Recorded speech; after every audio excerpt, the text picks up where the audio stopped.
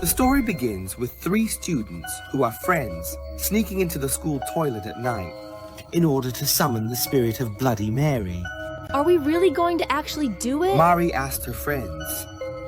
But her friends really do try to convince Mari. Anne said, "This ritual will help us discover our future soulmate." James doesn't really take it seriously at all because he thinks that doing this ritual is merely for fun, in his opinion. They just light candles and stand in front of a large mirror in the school toilet. Then they start to chant, Bloody Mary, Bloody Mary, Bloody Mary. 3 times as the rumor goes, as they say. After they had waited without any expectations, they were about to go back. Suddenly, Mari saw an image of a young woman covered in blood, wearing an ancient dress with a frightening appearance, then thrust past the mirror to attack her friend.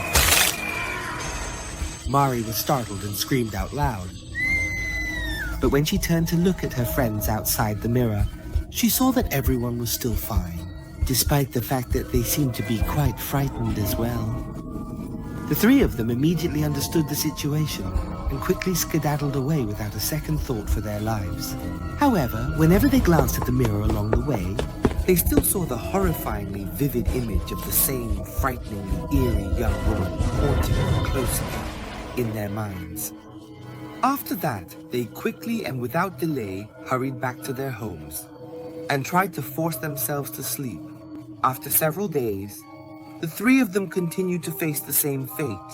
Every time they looked in the mirror, they still saw Bloody Mary haunting them, assaulting their important people, including friends, parents, and even strangers they encountered, such as acquaintances, colleagues, and other people they happened to meet in various situations. This situation forced them to try to avoid the mirrors as much as possible. They couldn't even get enough sleep, and they were constantly tired. So their health gradually began to slightly deteriorate. One day, Mari and James realized that their friend Anne hadn't come to school. However, the 2 of them were not very surprised as they knew their own condition. So, they arranged to visit her that evening after school. When they went to visit Anne at her house, they encountered a strange atmosphere. Like Anne was staring intently at the mirror in her room, perhaps lost in thought. Instead of trying to avoid it, she looked indeed extremely unwell.